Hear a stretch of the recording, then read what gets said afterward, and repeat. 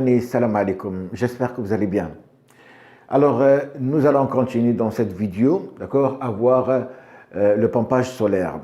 Donc, lors de la dernière vidéo, on a donné un peu la différence qui existe entre, c'est-à-dire une installation autonome et une installation pompage solaire.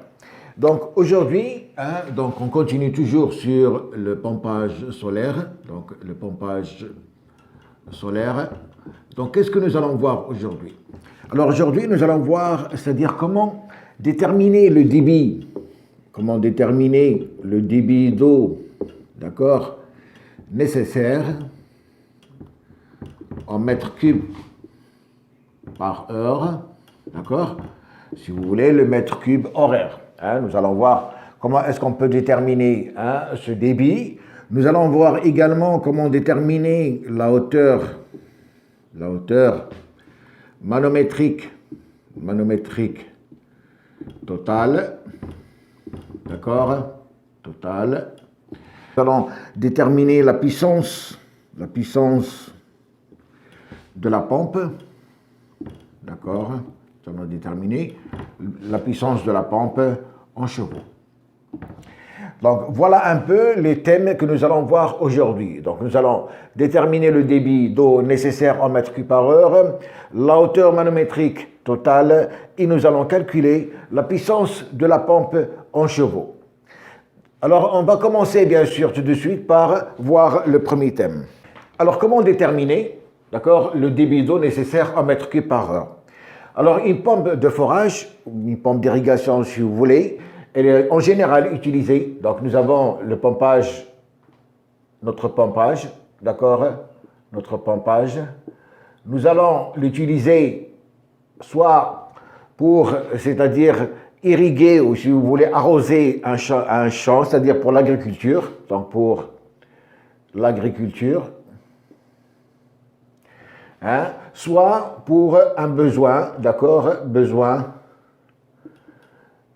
individuel, ou tout simplement la boisson. Donc nous allons alimenter un village par exemple pour les besoins individuels, c'est-à-dire boissons, comment dirais-je, divers besoins personnels pour les habitants d'un village. Pour l'agriculture, bien sûr, nous on peut avoir soit un arrosage direct, ou on peut avoir ce qu'on appelle par le goutte à goutte. Le goutte à goutte. Donc, je vous conseille, bien sûr, si vous avez un champ, c'est-à-dire de faire le goutte à goutte, parce que vous allez consommer moins d'eau que si vous allez faire un arrosage direct, c'est-à-dire un arrosage abondant qui va vous demander, bien sûr, une consommation d'eau qui est importante. Alors, de là, bien sûr, toute personne qui a un champ ou bien qui veut alimenter un village, pour l'alimentation du village, on a déjà vu ça lors d'une dernière vidéo, comment est-ce qu'on pouvait, c'est-à-dire déterminer le besoin pour un village, c'est-à-dire on avait déterminé un peu le besoin par individu en eau. Alors pour un champ, donc c'est-à-dire vous allez savoir, vous allez avoir une idée, vous allez dire par exemple, j'ai besoin par exemple de 20 tonnes d'eau par jour. Donc, ce chiffre-là, c'est à vous de le déterminer. Vous allez, c'est-à-dire déterminer ce chiffre en fonction de votre champ ou bien en fonction du besoin. Vous allez alimenter, par exemple, un village. Donc, vous allez dire que j'ai besoin de 20 tonnes par jour. Bien. Alors, ces 20 tonnes par jour, ils vont constituer combien? C'est-à-dire, moi, j'ai besoin de savoir le débit d'eau nécessaire en mètres cubes par heure. Parce qu'il ne faut pas oublier que je suis en train de faire un pompage solaire, donc je vais utiliser des panneaux solaires. Ça veut dire que mon énergie, je vais utiliser, c'est-à-dire l'énergie solaire pendant un certain temps qui va me donner, d'accord, la puissance maxi, qui va me donner une puissance maxi, d'accord, qui va pouvoir, c'est-à-dire me satisfaire les 20 tonnes par jour. D'accord? Bien. Donc j'ai besoin de 20 tonnes d'eau par jour. D'accord. Alors, mes panneaux solaires, bien sûr, je vais devoir les exploiter pendant un certain temps. C'est-à-dire, par exemple, je vais avoir les radiations maxi, les radiations maxi, d'accord, c'est-à-dire plein énergie, c'est-à-dire énergie maxi, énergie solaire maxi, d'accord, max. Je vais dire que si par exemple, c'est-à-dire à partir de 11 heures du matin, jusqu'à par exemple 17 heures, d'accord, c'est-à-dire j'ai du soleil. Ou bien on peut dire qu'à partir de 10 heures, j'ai du soleil, surtout si je suis dans une région où il fait beau, c'est-à-dire à partir de 10 heures jusqu'à 17 heures, c'est là où il fait le plus de soleil et c'est là où je vais extraire le maximum de puissance. Donc je vais extraire le maximum d'énergie. Alors, bien sûr, de 10 heures à 17 heures, ça me fait 7 heures de travail de ma pompe journalière. Mais 7 heures de travail, bien sûr, durant ces 7 heures, je peux avoir un nuage qui va passer, je peux avoir un ombrage quelconque, je peux avoir pas mal de choses qui peuvent, d'accord, survenir durant ces 7 heures. La normalisation me dit que je vais prendre 5 heures. 5 heures comme temps, d'accord, de bon fonctionnement de mes panneaux durant la journée. Durant la journée, je prends 5 heures comme bon fonctionnement de mes panneaux. Alors, si je prends 5 heures et j'ai besoin de 20 tonnes par jour, ça veut dire que mon débit horaire va être tout simplement 20 divisé par 5, c'est-à-dire 4 tonnes, 4 mètres cubes, si vous voulez, par heure. Voilà mon débit horaire.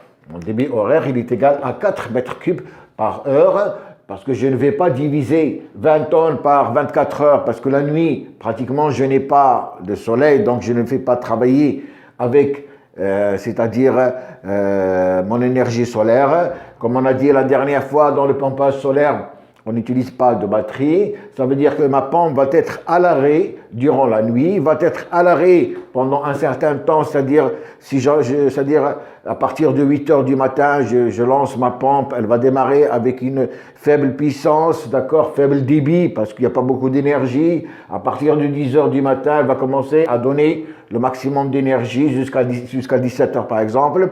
Alors moi je dis, au lieu de prendre 7 heures, on va prendre 5 heures. Comme temps maximum de travail de ma pompe. Et si j'ai besoin de 20 tonnes par jour, c'est-à-dire que je dois choisir une pompe qui va me délivrer 4 mètres cubes par heure. Ça, c'est le débit horaire de ma pompe. Donc, égal le débit horaire. C'est bon. J'espère que vous avez compris comment est-ce qu'on peut déterminer le débit horaire de ma pompe. Il est de 4 mètres cubes par heure en fonction du tonnage journalier. Si bien sûr j'ai besoin de 10 tonnes par jour, ça sera 2 mètres cubes par heure. Si j'ai moins, ça sera moins, plus, ça sera plus, etc. Mais voilà la façon, d'accord, de déterminer votre tonnage horaire. C'est bon, bien. Alors, une fois que nous avons déterminé le débit horaire, bien sûr, il va me falloir déterminer la hauteur manométrique. Pourquoi est-ce que je calcule le débit et je calcule la hauteur manométrique? Tout simplement pour arriver à la fin et déterminer la puissance de ma pompe. Alors maintenant, nous allons voir le débit, c'est-à-dire la hauteur manométrique de ma pompe. Alors, la hauteur manométrique totale, ou ce qu'on appelle par la HMT, donc je vous invite à revoir la vidéo de l'avant-dernière vidéo, d'accord, où on a parlé de la hauteur manométrique pour les différents types de pompes. Alors ici, bien sûr, j'ai une pompe immergée. Alors si j'ai une pompe immergée, ça veut dire que, alors j'ai mon puits, d'accord, j'ai mon puits. Dans ce puits, j'ai ma pompe, d'accord. Donc ici, bien sûr, c'est l'aspiration de la pompe, elle est ici. Donc ici, c'est l'aspiration. Ici, c'est le refoulement. Je refoule par exemple dans un bassin. Je refoule dans un bassin. D'accord, je refoule dans un bassin. Voilà mon bassin. D'accord. Dans un château, si vous voulez, d'eau. Donc voilà mon château d'eau. Alors bien sûr, qu'est-ce que j'ai? J'ai bien sûr la hauteur, la HMT totale. La HMT, c'est depuis, c'est-à-dire ici. Donc la HMT va être de là jusque ce point-là. D'accord, voilà ma HMT que je cherche. la HMT que je cherche, voilà. Et puis, qu'est-ce que j'ai? J'ai bien sûr cette hauteur de refoulement HR que je connais normalement. Hein? Et puis, j'ai la hauteur du puits. La hauteur du puits, d'accord? Et j'ai bien sûr la longueur totale de ma conduite, c'est-à-dire de là, hein, toute la longueur de ma conduite, d'accord? Toute la longueur grand L de ma conduite. Bien. Alors, pour une pompe immergée, on avait la dernière fois, on a dit que normalement, la HMT, la formule générale, c'est la hauteur d'aspiration plus, d'accord, la hauteur de refoulement plus les pertes de charge et plus la pression résiduelle. Hein, c'est bon. Donc la pression résiduelle, c'est ce qui existe ici. C'est à cette sortie. Pour simplifier les choses, ici pour mon puits, donc je n'ai pas de pression résiduelle puisque je vais refouler tout simplement dans un château. Donc ma pression résiduelle va être égale à 0. D'accord? Ma pompe de puits, elle est normalement toujours installée au fond du puits. Elle est installée au fond du puits. Hein? Donc depuis l'aspiration, d'accord, puisque normalement, depuis l'aspiration jusqu'au refoulement, j'ai une certaine hauteur manométrique de là jusque là. Et cette hauteur manométrique de là jusque là, puisque si je prends que ma pompe en général elle est située peut-être à 10 mètres du fond du puits, ou bien à 5 mètres du fond du puits, je vais supposer que, c'est-à-dire cette hauteur de là jusque là, puisque ma hauteur manométrique va être prise de là jusque là, ça va être égal. Alors ma hauteur manométrique va être égale à la hauteur du puits. Vous avez un puits de 100 mètres. Donc vous allez prendre cette hauteur. La hauteur du puits plus, d'accord, la hauteur manométrique plus les pertes de charge, J. Voilà la hauteur manométrique pour ma pompe immergée. Pompe immergée. OK? C'est la hauteur du puits. Vous allez prendre votre puits. Hein, il va faire 100 mètres, il va faire 50 mètres, etc. Donc vous allez arriver, vous avez creusé un puits, ce puits fait 50 mètres, vous avez installé votre pompe à l'intérieur de votre puits. Ici, la hauteur HR n'est rien d'autre que la hauteur du château. HR est égale à la hauteur du château. La hauteur du château. Donc c'est très simple. Hein. Je veux calculer ma hauteur manométrique. J'ai un château, j'ai un puits. Hein, je ne vais pas me casser la tête. Je vais prendre la hauteur de mon puits. Je prends la hauteur de mon château. Je mets, c'est-à-dire la hauteur du puits plus la hauteur de mon château égale la hauteur manométrique. Donc je ne cherche pas midi à 14 heures, je ne cherche pas, c'est-à-dire trop de complications. Je prends ma hauteur du puits plus la hauteur de mon château va me donner la HMT. C'est bon, hein, c'est simple, je pense que tout le monde peut faire ça. Il n'y a pas besoin c'est-à-dire de chercher beaucoup c'est-à-dire à se compliquer la vie. Hein. Vous avez creusé votre puits, il fait 50 mètres, il fait 100 mètres, il fait 80 mètres, tout ce que vous voulez. Hein. Je prends cette hauteur du puits, j'ai mon château, il fait 4 mètres, 5 mètres, 6 mètres, tout ce que vous voulez. Donc je prends la hauteur du puits plus la hauteur du château va me donner ma hauteur manométrique à laquelle, bien sûr, j'ajoute les pertes de charge. Alors, les pertes de charge également, ça va être très simple. Je vais prendre la longueur de ma conduite, toute la longueur de ma conduite. Hein. J'ai une conduite, par exemple, qui fait 50 mètres de long. Hein, je mesure ma conduite, je prends cette longueur, plus cette longueur, plus cette longueur. Elle fait, par exemple, 80 mètres. Ce que je trouve, les pertes de charge, J, vont être égales à cette longueur divisée par 10. Voilà ce que vous allez prendre. Hein? Voilà les pertes de charge totales. Hein? Les pertes de charge totales, ils vont englober bien sûr les pertes de charge linéaires, les pertes de charge singulières, tout ce que vous voulez. Vous allez prendre la longueur de votre conduite et vous allez la diviser par 10. On est bien clair. Bon. Je vais faire un petit exemple pour vous. Hein? On va faire un petit exemple pour bien visualiser les choses.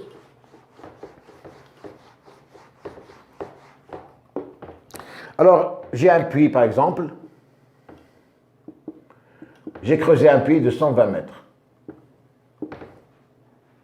Hein? Mon château,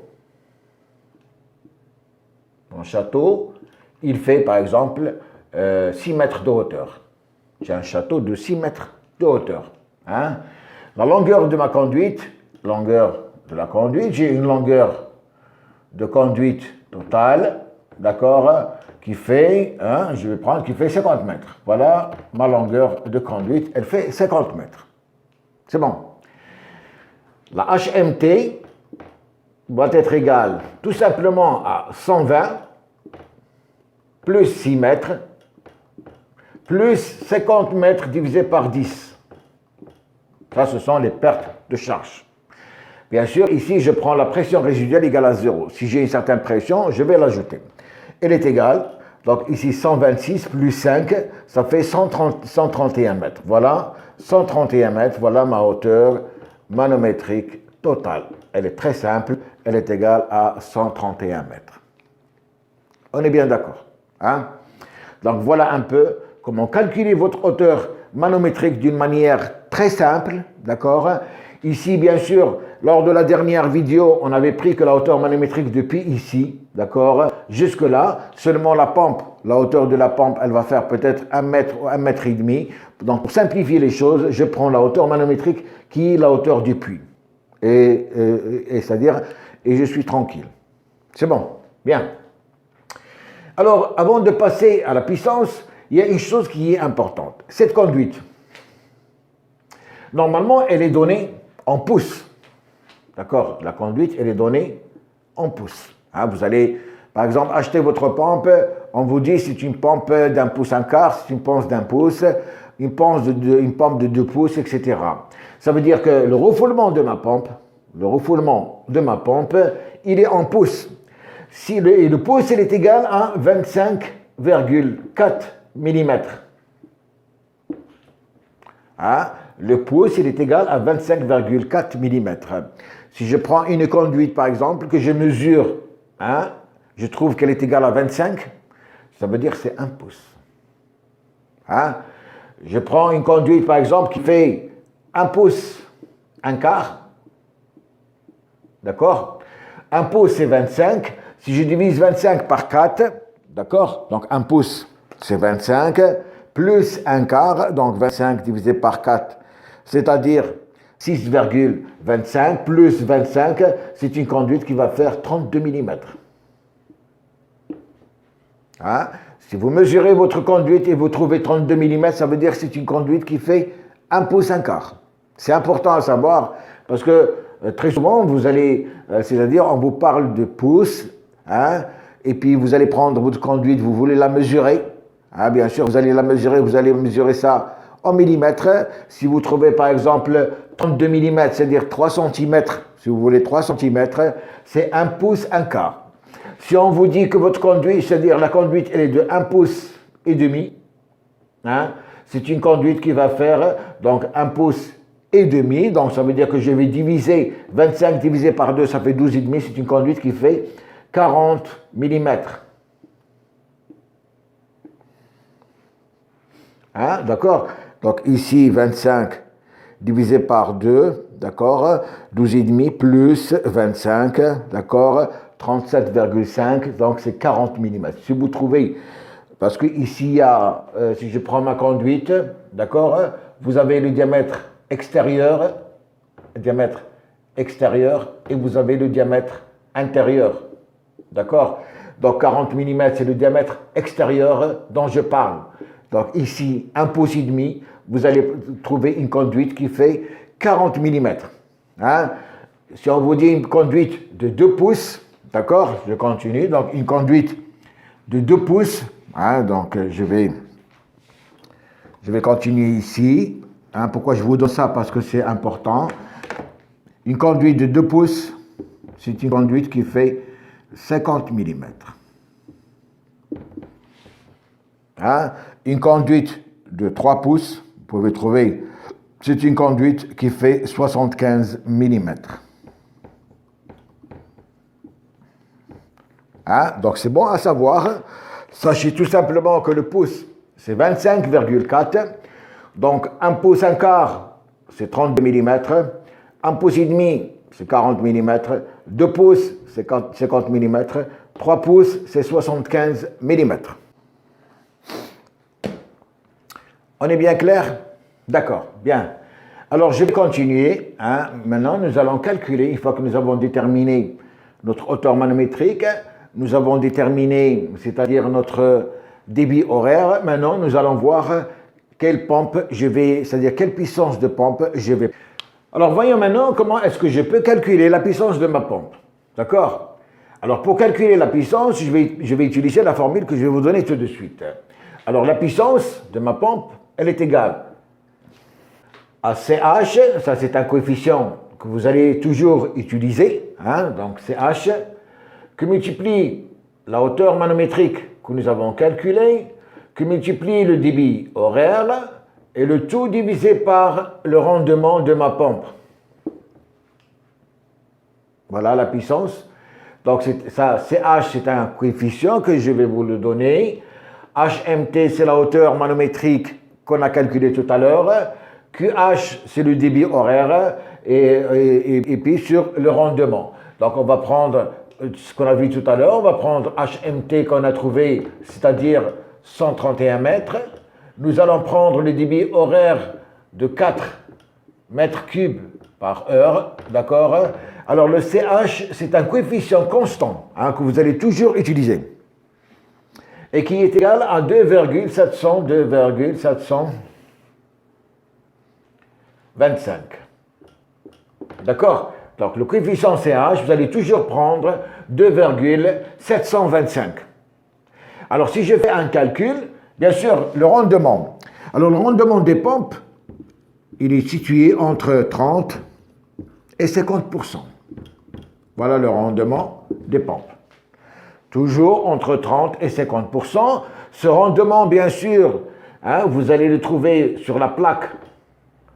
La plaque qui est, c'est-à-dire installée sur la pompe. Installée sur la pompe. Donc vous allez acheter votre pompe. Vous allez trouver ce rendement. Alors ce rendement, comme j'ai dit, il est entre 30 et 50%. Pour avoir une pompe, c'est-à-dire avec plus de sécurité, vous allez prendre toujours un rendement de 30%. Vous prenez le minimum, comme ça vous êtes tranquille dans le calcul de votre pompe.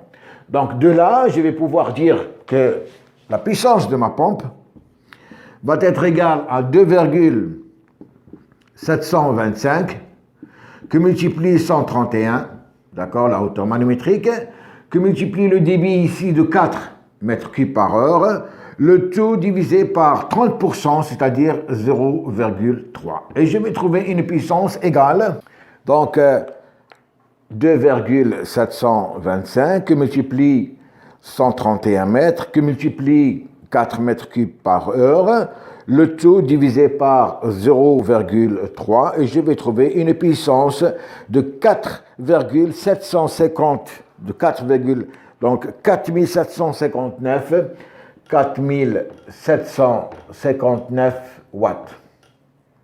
Ou si vous voulez, 4,76 à peu près kilowatts. Donc voilà la puissance, d'accord, de ma pompe. Elle est égale à 4,76 kilowatts. Alors quand je vais acheter ma pompe, très souvent on va me dire combien de chevaux. Alors moi j'ai ici 10 kilowatts, combien de chevaux? Alors c'est simple, pour passer du kilowatt au chevaux, il suffit tout simplement, d'accord, donc je vais vous donner la relation qui existe, donc la relation qui existe entre le kilowatt, d'accord, et les chevaux. Donc ici, je prends, voilà, je viens de trouver 4,76 kilowatts, d'accord. Donc, pour passer des kilowatts aux chevaux, nous avons normalement un cheval est égal à 736 watts. Voilà la relation. Pour passer du cheval au watt, j'ai ce terme de 736. Ça veut dire, j'ai un cheval qui me donne 736 watts. Je viens de trouver ici 4000 760 watts, je veux savoir combien de chevaux. C'est une règle de 3. Alors, je suis en train de chercher ici combien de chevaux qui vont correspondre à 4760 watts. Alors, X, tout simplement, va être égal, donc c'est une règle de 3, à 4760 divisé par 736, qui est égal, alors divisé par 736, qui est égal à 6,46 chevaux. Donc à peu près 6 chevaux et demi, 6,5 chevaux. C'est bon. Donc voilà, je suis passé, c'est-à-dire d'une puissance de 4,76 kW qui correspond à 6,5 chevaux. C'est bon. Quand vous allez acheter votre pompe, très souvent on va vous dire, vous avez besoin de combien de chevaux. Donc combien de chevaux, d'accord, correspond à 4760 kW que vous avez calculé. Et bien sûr, ces 6,5 chevaux, ils vont correspondre, d'accord, ils vont correspondre à un diamètre de conduite donné, diamètre de conduite en pouces, diamètre de conduite en pouces, qui vont correspondre à un diamètre de conduite de pouces donné. Et quand je dis diamètre de conduite, parce que le diamètre, il a une relation avec le débit, plus le diamètre augmente, plus le débit augmente. Pourquoi? Parce que le débit, normalement, c'est la vitesse qui multiplie la section de ma conduite. Donc, plus cette section augmente et plus le débit, il va augmenter. C'est pour ça que la puissance c'est-à-dire de ma pompe va avoir une relation avec le diamètre de ma conduite, va avoir une relation avec le débit de ma pompe, etc. Et bien sûr, ce débit, je l'ai calculé en fonction d'une certaine hauteur. Si je modifie ma hauteur, et comme on a dit dans la dernière vidéo de la hauteur manométrique, cette hauteur n'est rien d'autre qu'une certaine pression dans ma conduite, de la conduite de refoulement. C'est-à-dire la conduite, la HMT, cette conduite qu'on avait calculée tout à l'heure, c'est-à-dire la HMT, la pompe va refouler à l'intérieur de cette HMT, de cette hauteur, avec une certaine pression. C'est bon. Donc voilà un peu, c'est-à-dire comment est-ce que je peux calculer, d'accord, la puissance de ma pompe, c'est-à-dire avec un pompage solaire en fonction du débit horaire que j'ai calculé tout à l'heure. C'est bon. Bien, alors la prochaine fois, bien sûr, nous allons voir comment est-ce qu'on peut déterminer, c'est-à-dire en fonction de cette puissance, le nombre de panneaux nécessaires à installer pour ma pompe, comment est-ce que je vais déterminer, c'est-à-dire mon onduleur variateur.